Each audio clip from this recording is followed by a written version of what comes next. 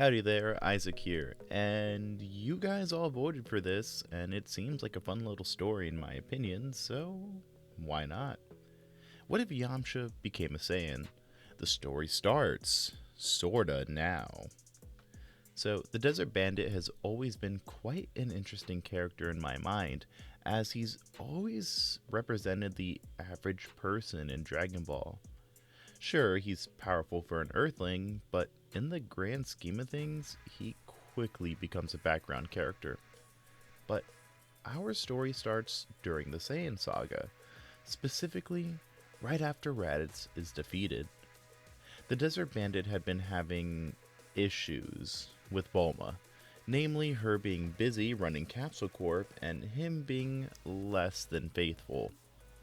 This, coupled with the fact that Goku was some space alien and that Piccolo was still out there somewhere, well, Yamcha had quite a lot to worry about. Goku, being a Saiyan, explained how he always seemed to surpass those he met. The bandit then thought about how Bulma used to be so smitten with Goku, and soon his mind began to connect the wrong dots together. Maybe if he were a Saiyan, then he'd be as strong as Goku, or even stronger. If he was the best around, then Bulma would have to pay more attention to him, right? Well, first he'd have to get the Dragon Radar, and would have to make this wish quickly as Goku was supposed to be revived within a year. While most of the Z Fighters fly off to meet Kami on the lookout, Yamcha gets in contact with an old friend of his, one known for subterfuge, this being Launch. He wants her to steal Bulma's Dragon Radar since he can't exactly go back to Capsule Corp at the moment. Having relationship issues, huh, Toots? Well, let me tell you, wishing for a longer schwang ain't the answer. Whoa, whoa, whoa, that's not... Ugh. Look, can you do it or not?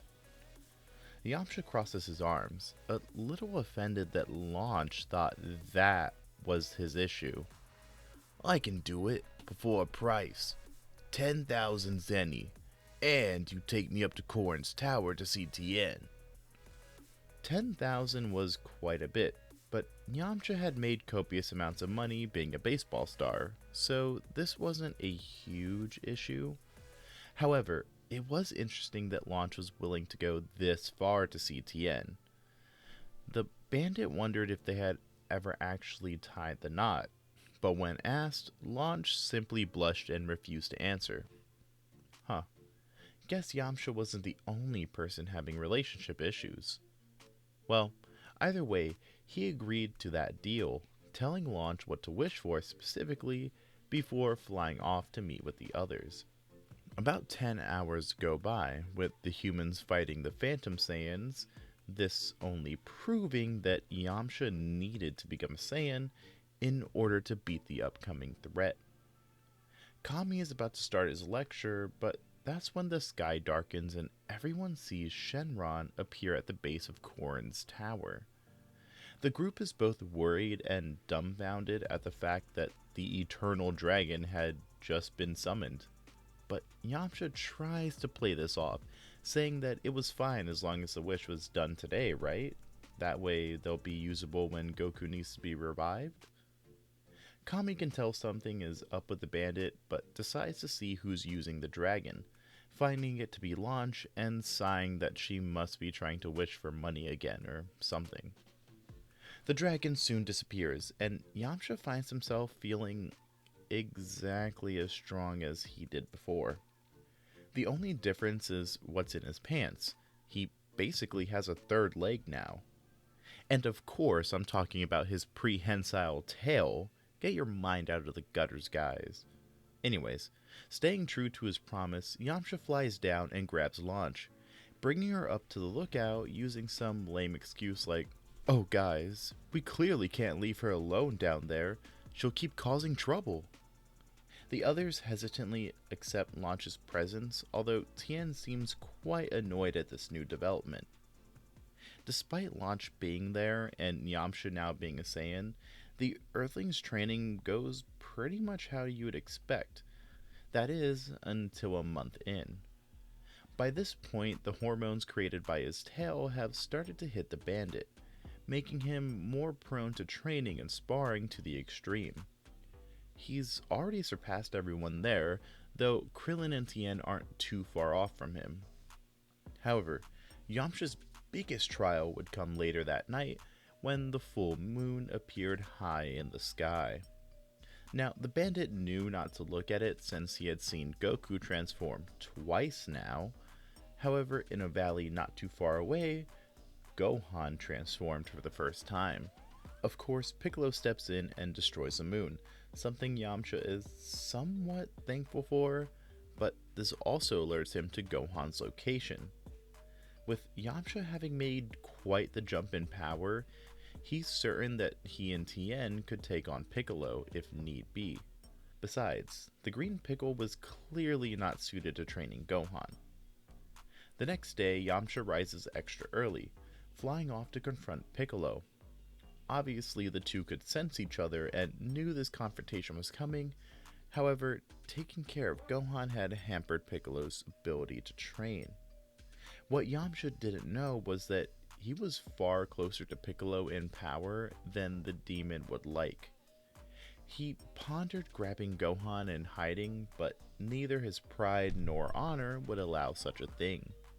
Once Yamcha arrived and demanded he release Gohan, Piccolo challenged him to a fight, saying if he won, then he could have the kid.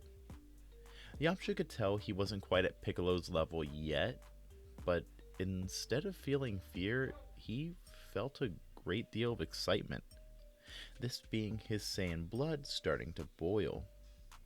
The two took their respective stances and started a battle that rocked the whole valley. Gohan watched on, barely able to keep up with the fight, but amazed at the ferocity this Yamcha guy brought to the fight. Whilst Piccolo was the more strategic fighter, Yamcha was tricky, using spirit bombs to catch the Piccolo off guard and using savage, brutal moves to injure his opponent. Piccolo could regenerate from any damage done, of course, but he was surprised that Yamcha was such a ferocious fighter, as not even Goku used such deadly moves. However, now that Piccolo knew how his opponent fought, the fight became much more even, with Piccolo using some savage moves of his own, such as clashing with Yamcha only to hit him with a blast from his mouth. Sometime during the fight, Yamcha would have his gi partially torn, his tail springing out, revealing his secret to the one person who should absolutely not know about it. Wait, what? Don't tell me this is what the Dragon Balls were used for. You used some cheap trick to get all this power. What a disgrace. As if King Piccolo didn't use them for eternal youth. Say what you will, but that power of yours is nothing like Goku's. But perhaps you being a Saiyan could be useful. Piccolo looked at Yamcha's tail, thinking that he would be a good sparring partner. He knew if Yamcha grew as fast as Goku that he'd become an even bigger problem. So Piccolo wanted to keep an eye on the Saiyan. Besides, if he took Gohan, then all his hard work would have been for nothing. Piccolo threatens to tell everyone of his secret, which quickly shuts the bandit up. How about this? You ditch that old geezer up on the lookout and train with Gohan and I. We're far stronger, and then you could watch the brat if you care about him so much. Well, it does sound like I don't have much of a choice, huh? No, you don't. Yamcha would travel back to the lookout one last time, saying goodbye to his fellow Earthlings and saying he'd meet up with them once the year was up. Launch, of course, wants to know exactly what's going on, wondering if perhaps the Saiyan had gone to the dark side. But no, Yamcha explains what happened, and all Launch can do is laugh that he was stupid enough to let his secret slip. However, she does think of a creative way to keep that little situation from happening again. She grabs Yamcha's tail, wrapping it around his waist, acting as a belt for his trousers. It worked, but the fur was a dead giveaway, so Launch ripped off her sleeve and slipped it around his tail, making it look somewhat similar to a karate belt. There, now no one would be suspicious. He could just hide his tail in plain sight, given the cloth doesn't rip or burn. Yamcha thanked Launch for the help, saying he doesn't know what he'd do without her. She simply tells him to shut up and go train, though Yamcha thought he might have seen a slight blush from her. The bandit doesn't focus on that though, as he knew Piccolo was waiting for his return. Yamcha flies off, wishing his friends farewell and heading towards what will be his new home for the next year. By this point, Piccolo and Gohan have somewhat bonded, with the boy enjoying their sparring matches and being used to the brutal ways of Piccolo. However, when Yamcha gets there, he detests such training methods and goes easy on Gohan whenever they spar. This often leads to Piccolo and Yamcha getting into arguments and then physical fights that lasted the whole day. Gohan wasn't quite sure who he liked more, as Yamcha was really nice but treated him too much like a kid, while Piccolo pushed him to become stronger and Gohan really wanted to become stronger than him someday. Well, as the year went on, Gohan found himself befriending both the martial artists and becoming stronger due to their different styles of teaching. Yamcha took the time to explain the basics of fighting, making sure Gohan knew why he was fighting the way he did, while Piccolo tested these skills in practical combat. Basically, Gohan had the best of both worlds while he was training, but he wasn't the only one who was stronger. Both Yamcha and Piccolo far surpassed their original counterparts. From the constant fighting in the three-man sparring sessions later on in the year, they had pushed each other to their limits time and time again. While neither particularly liked each other, they had come to understand each other a little better and respected their respective ways of fighting. Once their time was up, all three were incredibly tense, trying to ascertain where exactly the Saiyans would land. Once the city was wiped off the map, though, the various Z-Fighters made their way towards the outskirts of said city. Yamcha was actually early this time, greeting Krillin, Tien, and even Yajirobe, who he can sense hiding nearby. Nappa plants the Cybermen as per usual, and Tien defeats his, and then Yamcha steps up to the plate. Once the Cyberman makes its attempt at exploding, the Saiyan is easily able to break its grip, grabbing its leg and throwing it right into the other Cybermen, ending the entire group in one fell swoop. Nappa, now excited that Earth had some pretty powerful fighters, immediately powers up and goes after Tien like usual, hitting his arm clean off.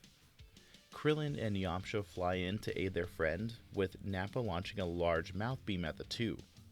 While Yamcha is busy deflecting the attack, Chaozu sacrifices himself as usual, and like in canon, it does absolutely nothing. This not only enrages Tien, but the other humans as well, as this is the first time one of their friends actually goes down. Tien charges in, his attacks being easily blocked by Nappa, who's too distracted to defend from the slicing Wolf Fang fist.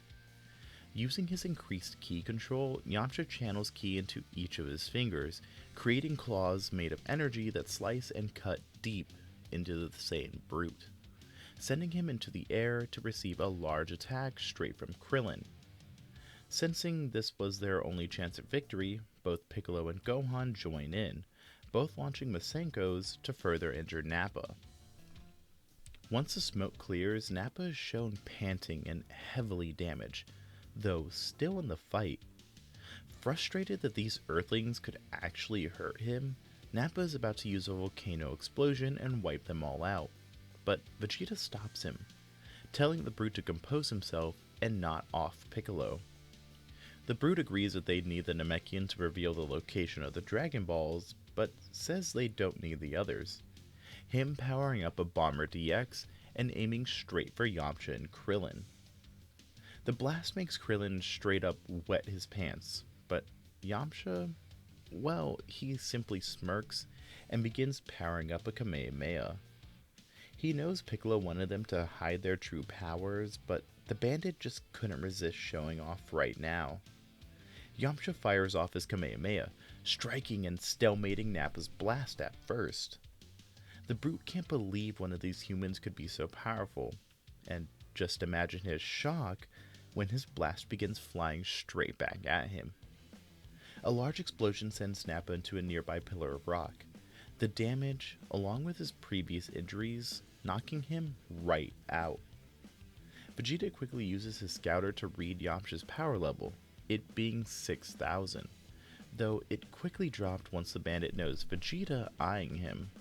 The prince was absolutely livid. Was the Namek and Earthling simply toying around with Nappa this whole time? If Nappa had taken these weaklings seriously, then he could have easily survived that attack. Well, for now Vegeta supposed he'd have to avenge his partner. The bandit and prince square off, however Yamcha is soon laid out on the floor, utterly beaten and battered. Though when Vegeta begins torturing him, Gohan gets angry. The boy soon flies in, landing several hits on Vegeta before sending him into the air, only to be hit by a Masenko as a finishing attack. This impresses Vegeta rather than angering him, though he wouldn't be a Saiyan if he let that slide. Whilst teaching Gohan his place, Vegeta thinks about the nature of these Earthlings. If they were truly this powerful, then it was no shock that a hybrid could reach such heights. Krillin and Tien want to fight, but their spirits had been completely crushed between their friend's death and the mind-boggling power Vegeta wields. Piccolo then steps up to the plate, something neither of the humans could explain. They could sense the difference between his and Vegeta's power, yet he was fighting anyways? Well, the prince makes short work of Piccolo, breaking his legs so that he couldn't run away, though the torture of Big Green does rally Tien and Krillin. Krillin charges a Destructo Disc while Tien tries to land a hit on the prince, though neither of these attacks do anything, and Tien has his head nearly kicked off by Vegeta. Both humans are left near death. Piccolo and Yamcha can't move, and Gohan is too frightened to do anything. Vegeta is about to blast Tien and Krillin into Otherworld, but that's when several bullets pepper his armor. Everyone looks over to see Launch, firing clip after clip at the prince, whilst yelling every slur she knew. Vegeta applauds her for her bravery, but then aims a hand right at her, and erases her from this realm, all whilst the Z-Fighters watched on helplessly. This greatly enrages both Yamcha and Gohan, who charge in and begin fighting Vegeta. Yamcha isn't sure if Gohan is feeling the same way, but he can sense something deep within him that's just waiting to be let out.